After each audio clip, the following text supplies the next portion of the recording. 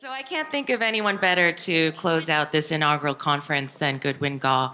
Honored to have you here. He's part of the ULI community. He has been for a long time. And as Ben Shaw mentioned earlier, with Christopher Kwok and Daryl Ng as being stewards of Hong Kong, I think of Goodwin as one of ours as well. So let's talk about that, the fact that you are a hometown boy and we are here in Hong Kong. You've had tremendous success planting your flag, not just here, but in the region as well as the U.S. So why do you choose Hong Kong to be your home base? I grew up here, right? So that's easy. Obviously, it's a highly dynamic city, gateway to China. Last couple of days, I have a lot of investors visiting Hong Kong. Everyone asked me about these numbers. I said, we're lucky to be in Hong Kong. It's gateway to China. Everything in China is a mixture of 0 or 2. In fact, I was having dinner with the largest developer this year in China. And as much as I know about China, I was still astonished by the numbers. They single-handedly sold 800 billion RMB of real estate in the last 12 months. That's 140 billion US dollars in change at about 140 US dollars per square foot average, right? That's a billion square foot of real estate. 1 year, one company. Wow. Earlier on in the day, and actually just now, we were focusing on some pain points and challenges for Hong Kong.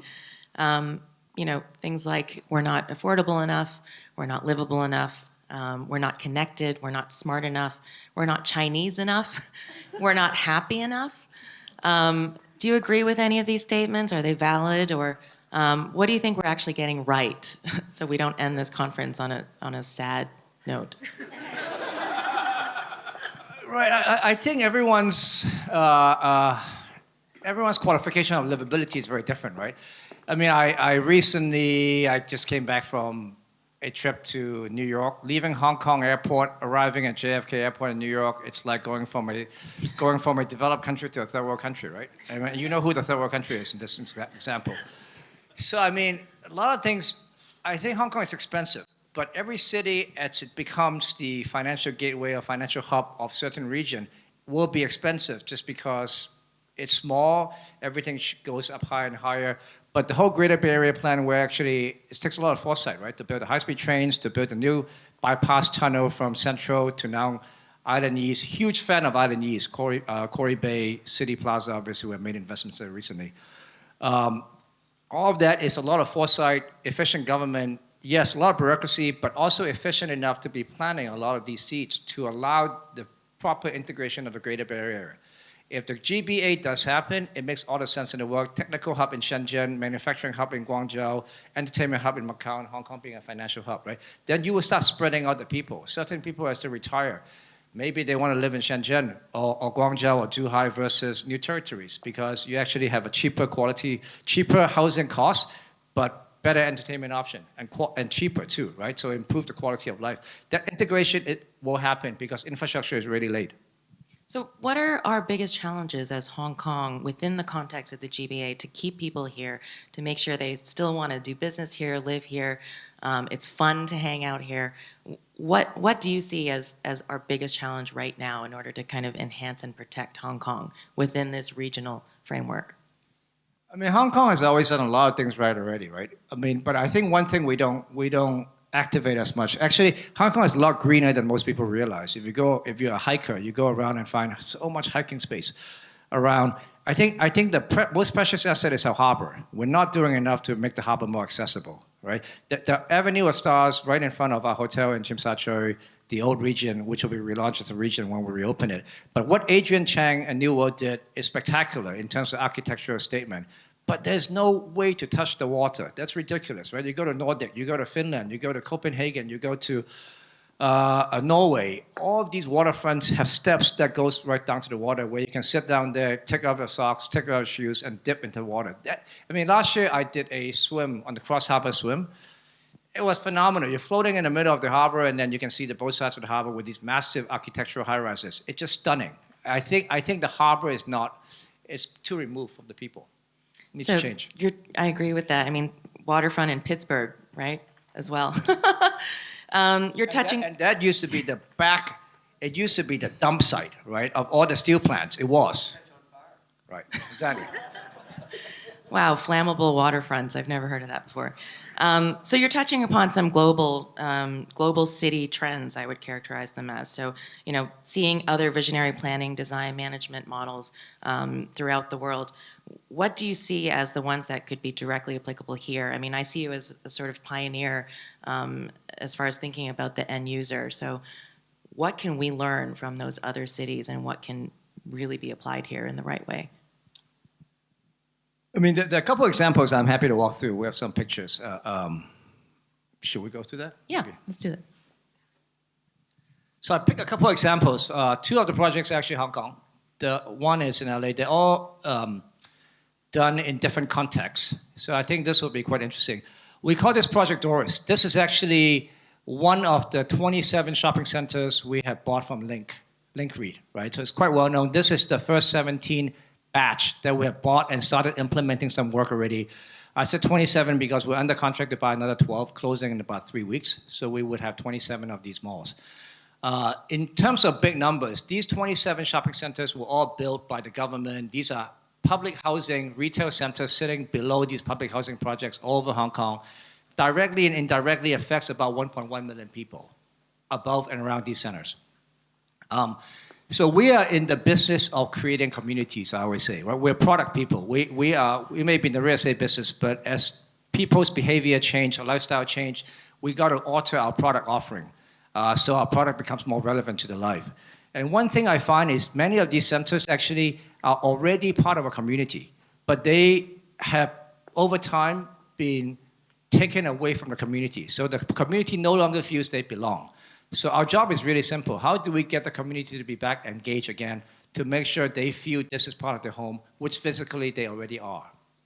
So I told the team, community already exists. This is a much easier exercise than when we're creating communities from scratch. Right? So this is what we did. You look at some of these old centers, simple stuff, right? You see a very wide corridor, air-conditioned. Old people want to hang out around there, but there's no chance for them to hang out because certain landlords don't want the older people to hang out in these malls. I said, these are long, wide, air-conditioned corridors. We're wasting electricity costs. Let them hang out because they need it. If they're hanging out there, likely the grandchildren who are given to them to look after by the parents working will want to eat and go to the tutoring center in the centers while the older people hang out and shoot the breeze, right? Sports facilities, accessibility, it's really simple stuff. So obviously the easy stuff is a lot of the NGOs, give the NGO more power, more space, more engagement to let them do their work in these open spaces. One thing Hong Kong does very well, and I encourage many of you to go visit, foreigners to go visit these housing estates, is well designed, a lot of open spaces. Despite the density, the older ones are a lot of open spaces on the ground floor and the first floor. A lot of patios, a lot of open spaces. Sports facilities, I looked at it. Almost all of them have rooftop sports facilities. It's the simplest thing to get engagement. U.S. universities have all these school spirit because of sports. Right? These communities, a lot of kids, they have nowhere to play. Yet most of these centers are dilapidated because a lot of developers or owners feel if we let them if we don't maintain them, in time they will be dilapidated and we can lock them up, no more maintenance costs. And I was even told that in some cases they feel if this is where kids want to hang out, teenagers will actually do naughty stuff in some of these dark corners. But we learn from gentrifying areas even with homeless people, as normal people move in and utilize the space, homeless people moves out. Right? It's the same case. If these are properly utilized and have programs going on, a lot of the teenagers that are loitering around will actually leave. So what we did was we started our own initiative. This is a Kai Yip in Kwun Tong, one of the poorest neighborhoods. We actually took our own initiative and renovated the sports facilities up top. But we didn't just ask, sorry, Gensler, we didn't just ask any designer to do it. We said, this is a community project. We have to get community buy-in and community engagement. So we actually went and sourced 5 kids who actually go around Hong Kong to play basketball on a lot of these public facilities. And 2 of those 5 kids they all grew up in these housing estates, and 2 of them are actually designers. So we said that's the right approach. They are homegrown kids, grew up from this housing estate who understand what this is all about. So we brought them in to help us revitalize these centers.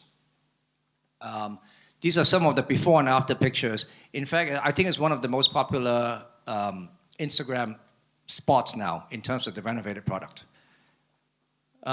These are some of, so it's a lot, the fonts and the character, it ties into the community and it's quite fitting. So the interesting part is this has been open 3 months now. And I was just there last week, I saw people doing wedding shoots there. Some of the big corporates in Hong Kong are asking us if they can rent this facility to do their own sports day. I said, absolutely, it's all for free. But if you are, Bank of East Asia, if you're actually taking the facility to do a sports day, please utilize all our local vendors, right? Local restaurants, local supermarkets to supply all the food and all the drinks and all the services. So relatively simple stuff, right? This is what all these housing estates looked down before on that open space. And this is what it is now, right? And that colorful playground is actually used by a lot of the older generation people to do morning exercise and Tai Chi. And it's interesting, actually Nike just approached us and said, can they use this facility to do a photo shoot for the new Air Jordan launch?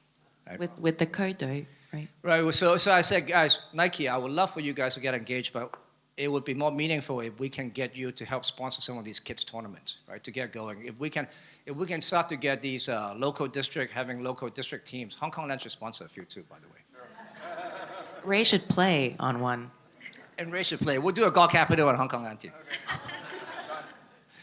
Another project we did, right? Again, it's about how do you engage community? How do you help the community? This is actually a project in CBD2, or CBD1, CBD2 in Kwun Tong.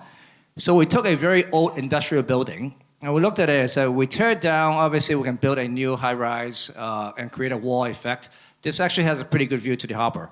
So what we did was we brought in Winnie Maas from MVRDV, from Netherlands, because I was very impressed with what he did with the waterfront of Rotterdam, and how he gentrified out those warehouses and create a nice transition.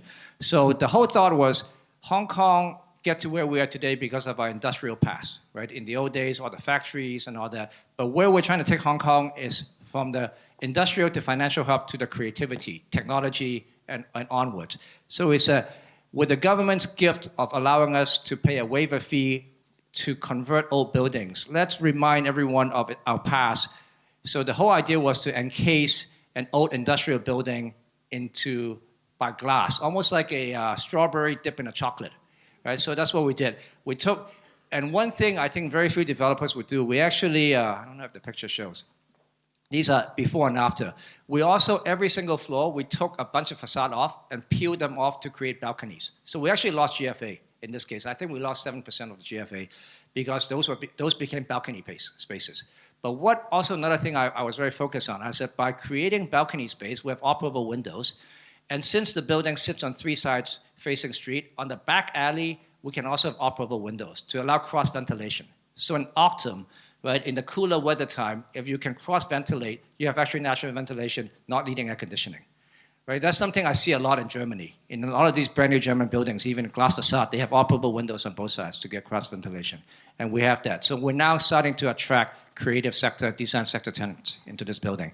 And I do feel it's a good story because it's linking the past of Kwun Tong, of its industrial past, to the future that we're trying to get it to, or help get it to, in attracting creative tenants into the area. Operable windows before and after. Typical corridor inside. Glass floor, balcony, so forth. More pictures. That's a staircase going to the roof deck for the top floor tenant. On the roof deck. And then one project in Los Angeles, this is another interesting example. This is a case where we're actually trying to create a community from scratch. Right? So this is a bunch of graffiti tag, emptied out warehouses. When I walked through this area, I love it.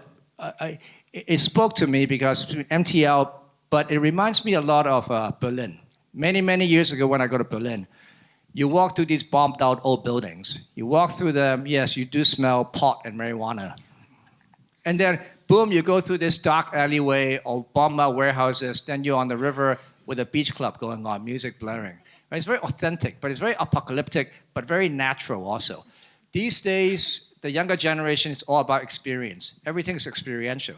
I said, how do we, the reason downtown LA is going through its evolution is because downtown LA has pockets of these areas. So it's real. It's almost apocalyptic. It's Hollywood-like. So this is a little district next to Chinatown that we're able to buy over time about 25 warehouses. So we control enough of the district. I said, how do we go now? We have a blank canvas. How do we now create a new district and create our own community? Because we control enough of it. So this is a triangular site, this whole area, bordered by the LA River, as they call it, which you will remember it from Terminator film. The LA River is a concrete ditch. That's what they call LA River. The other side is the Dodger Stadium, and the other side is Chinatown. So this is what we did. That was before, and this is after. So we turned some of these warehouses. We were able to attract a music management company to move the headquarters into this space. We took another of these warehouses and convinced David Chang of Momofuku, right, the New York restaurateur. He's now the star of the show on Netflix, Ugly Delicious. So this is his first California outpost. I show him this area. He said, Goodwin, this is perfect. And my pitch was this. I said, this is LA. LA culture is such that people like to be an insider. People like to show their out-of-town friends that they know what LA is about. So LA is about peeling off the layers. When I first went to LA, I used to hate LA. I said, it's strip malls after strip malls after strip malls. It's so ugly from an architectural point of view. But once you know LA, to strip through the first layer, it's actually quite interesting. So I thought, how do we create a new district? We create a new district by creating unusual experiences. So if if you go meet a friend in LA and they take you driving off the highway through all the glass high-rise of downtown LA, and then all of a sudden you're in a blacked out, bombed out area. Then 10 seconds later, this appears in front of your face. That experience of going in a car, driving there, seeing it firsthand, and then eating, looking back, hanging out there and leaving, that by itself is very LA. That was my pitch to David Chang, and he actually took it on the spot. He said, yeah, I get it, I want it. And the next thing we're doing is actually we're taking another warehouse, we're signing a deal with a TV studio to actually create a whole reality show out of this area, with the show being shoot there, live, daily basis. This is another building on site that we took and turned into quite a popular bar now called Apotec. This picture doesn't show it. Right behind is a dirt lot, just an empty dirt lot, and we're going to actually do a drive-through theater. But you don't have to take your own car. It will be cars that are there, stationary with outdoor cinema, outdoor screen. So just a few examples on how we look at creating product and creating communities. And you describe these communities, I mean, the title of your presentation was sustainable. So how do you define sustainable communities?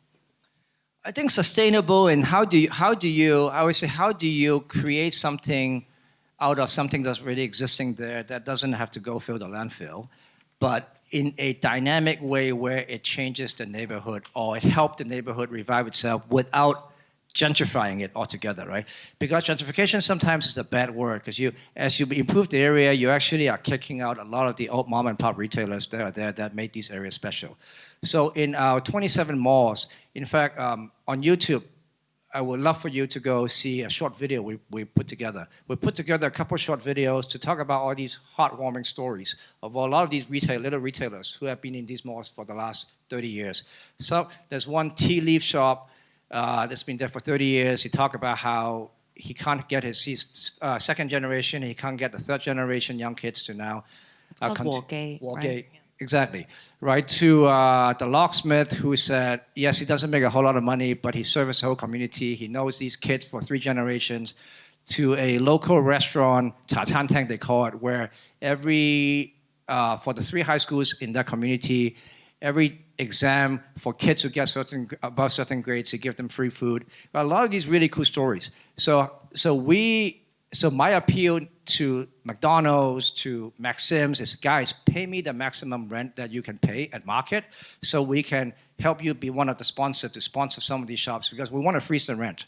Right? In some cases, some of these old mom and pop shops are the character of these communities. Right? They are the pillar of these communities. In some cases, we say, we really need you to move, but we'll create a new vintage street for you and fix up the street for you. So because you are a neighborhood, people know you're there. But by you moving, you give me my prime spot to get maximum rent so I can still hit my underwriting, but not have to increase your rent. And the whole TV video is pretty cool. And we're talking to TVB potentially. TVB said these are interesting stories. Maybe they'll do a series on it. That's great. I mean, you brought up the dirty G word before I did, not Gaw, but gentrification. I mean, you're not running a charitable organization though, so can you talk about how you're actually going to make money once you kind of finish what you set out to do with this challenging portfolio that I think a lot of people would sort of have stayed away from? I think it's counterintuitive, right? Some of the stuff like spending money on the sports stuff or engaging more with the NGO or putting in more seats in the shopping center for the older people to sit. It all seems counterintuitive. But I do believe in this age, the younger generation, the millennials, they actually care about authenticity. They care about you being corporate responsibility or you being genuine. I think by doing a lot of this stuff, we actually will, one, show the community that we care. And if we care about the community, then they should in turn care about us. Even if they don't care about us, they will care about the vendors in these communities. That engagement, ultimately, if we can deliver extra foot traffic and extra turnover, then everyone will win because they may pay us a higher rent, but it's a small percentage of the increase in revenue we'll be able to deliver for them. Really simple stuff like, for example, one of these housing estate in the food court, it's just 4 cha chan teng in a row serving exactly the same food. But from my data, it tells me that 1 out of the 4 does really well. The other 3 doesn't do well. So we go to the one and we say, we need you to pay a bit higher rent because you're doing very well, but I'm eliminating the other 3. So the other 3 will become a McDonald's or KFC, so you're complementary to each other in terms of food. So you will likely help each other up. And by me eliminating your 3 competition who only compete on prices, you should be able to get turnover up. And he didn't mind 1 bit. So in fact, I think Apple Daily was trying to give us trouble by interviewing one of them. And she said, they're giving us more revenue, so I'm quite happy with a 22% increase in rent. It was in the paper. So I really liked that you renamed this portfolio Manfong, People's Place. I think that kind of perfectly captures where you're heading with this and your strategy. I want to ask a question about working with, of course, a big piece of this portfolio, which is the housing piece. How are you going to maybe help address some of the challenges there? Because as I was visiting Kai Yip, one of the open spaces is not controlled by you, or several of them. So your responsibility or your ability to affect change literally stops at a certain line, and you can see it. You can see that line now as you start to implement your improvements. So is there an opportunity going forward to better collaborate? And I mean, how do you see that working? Absolutely. I think our immediate neighbor in all of these centers are housing authority, and they are quite difficult to deal with. So in a lot of cases, I told my team, in Chinese, 先斬後奏. Do it first, ask later. So in some cases, we push the envelope. We say, this is good for the community. The 區議員, the local district councilor will be happy with what we're doing. The residents will be happy with what we're doing. Let's just do it. And if they come in and slap our hand, so be it, right? But then if they come slap our hand, they will be the one getting complaints from the local residents, not us. So we are pushing, and hopefully if some of the stuff we're doing, this is still an experiment, right? I mean, Kerry once told, I think when we first agreed that we're going to buy it, Kerry pulled me aside and said, this is one of my 3 main daisan, right? One of my 3 main obstacles. You guys are a private equity fund. You have to make money. How are you going to help me on this? I said, give me some time. Right? We're still in give us time. I think what we're trying to do, some of the initiative, if it works, you would be happy enough. So it's still early, but we're trying. So I think housing authority is where we basically have to keep pushing the envelope and to show them that, hey, some of the stuff we're doing, you may want to actually copy us. And if you don't copy us, if you don't cooperate, help us. Or at least don't block us. Right? It'll take a lot of push and pull.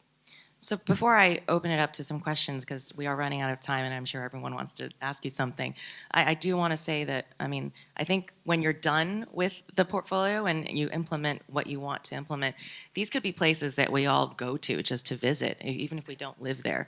There's no reason why that can't happen. And I know you're very good at this when you go to visit and Lok Ko, right? You really go into these neighborhoods. They're real places. And just like that little keepsake we put together, these are places we as Hong Kongers should really rediscover. There's amazing things happening within them. So please do that. I've done it. I've been to almost all of them at this point, but they're super fun. So with that, fact, there's one called an area called Lai Kok. That give us about 9 months. I think it will more than just serve the neighborhood. It actually will become an interesting hangout for Hong Kong local people who want to seek out because it actually sits in the middle of Sham Shui Po. And I looked at it and I said, why does Hong Kong not have a, in Singapore, we go to these East Coast housing estate to eat these very local food. Many of these housing estates now are populated by Southeast Asian immigrants, right, from maybe Sri Lanka, Pakistan, India, and so on. But they have nowhere to eat their own food. If we can mix the local Hong Kong Sham Shui Po Dai Pai Dong, who has been gentrified out by new housing development, but put them together with some of these local indigenous, local resident Southeast Asian food and mix it all together, Hong Kong. And I think Lai Kok sitting right above a subway station just off West Kowloon would be a fun experiment. And hopefully we turn it into a destination. Interestingly, I had lunch with someone, a friend of mine today, who is big in the logistics business. He was just saying how he came from France, large business built in France, and he moved to Hong Kong because he saw the opportunity in China. And he was saying how the ease of doing business in Shenzhen, especially in the logistics business, massively better than Shanghai. And I said it's very simple. Again, it's one country, two system, because Shenzhen is a special economic zone. It's designed for that purpose. So many of the laws are tweaked for those businesses, for the ease of operation. So the fact that there's a foreigner with a large business operating in China, doing business both in Shanghai and Shenzhen, saying that he saw the drastic difference, that means that one country system does work in China. But you just have to understand their way of thinking and what business you're in and whether it fits in Hong Kong and Shenzhen or elsewhere in China. It's interesting. Actually, interesting how you ask. In fact, I don't think Bill Lee is here, right? Bill Lee, many of you know him well. He just joined Gaw Capital recently, so ex-Microsoft. And he's helping me think through because it's something I've been observing. I actually think a smart, unified building management system will be out of one of these big tech Chinese companies first before out of the Western side. Because in China, the few guys who are working in this sector have the clout to get all the elevator companies, the air conditioning companies, the solar companies, the security monitoring companies, all to talk to them, right? So they will actually have all the API plug-in way earlier than some of the Western companies or the Japanese companies because they have a much harder time being the center of the ecosystem. So I saw a couple of them that are getting quite interesting. But the most profound advance in a lot of these BMS being developed in China is the monitoring side, which I think will be scary for Western companies who want to use because I saw a real-life example last Friday when I was at one of these companies. It showed that in the security room, in a restricted area, the motion capture obviously saw someone walk through the restricted area, so immediately that person is flagged onto 8 different screens, and then immediately the security guy can just click the mouse. It will show where this particular person has been in the last 2 weeks. Pull up snippets because of facial recognition. It's all facial recognition. Well, great. Cocktails. Yeah, thank you so much, Goodwin. We're going to bring up John Fitzgerald to just wrap up.